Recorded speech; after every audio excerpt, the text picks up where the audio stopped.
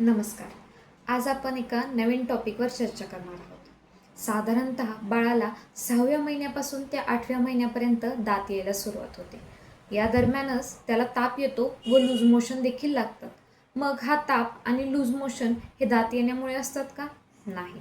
कधीही दात येत आहेत म्हणून बाळाला लूज मोशन लागत नाहीत.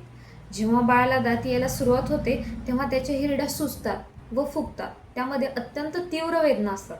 या वेदनामुळेच बाळ दिसेल ती गोष्ट तोंडात घालण्याचा प्रयत्न करतो. आपल्या हाताची बोटे वारंवार तोंडात घालतो. या सर्वांवरचे जंतू बाळाच्या पोटात जातात आणि त्यामुळे बाळाला इन्फेक्शन होते व या इन्फेक्शनमुळेच त्याला ताप देखील येतो आणि लूज मोशन लागतात. आता हे टाळायचे कसे? नंबर 1, बाळाचे हात वारंवार स्वच्छ ठेवावे. प्रत्येक 3 तासाला बाळाचे हात कोपऱ्यापासून पुढून गरम पाण्याने पुसून घ्यावे. नंबर 2, तुम्ही जर तुमच्या बाळासाठी हातमोजे वापरत असाल तर ते दिवसातून 3 ते 4 वेळेस बदलले पाहिजे. नंबर 3, बाळाच्या आसपासचा परिसर शक्य तितका स्वच्छ ठेवण्याचा प्रयत्न करावा. आणि नंबर 4, जर तुम्ही बाळाचे हिरड्या दुखणे कमी व्हावे ह्यासाठी सिलिकॉन ब्रश किंवा टीथर वापरत असाल तर हे ब्रश आणि टीथर देखील स्वच्छ ठेवणे तितकेच गरजेचे असते. नाहीतर यामुळे देखील इन्फेक्शन होऊन लूज मोशन लागू शकतात.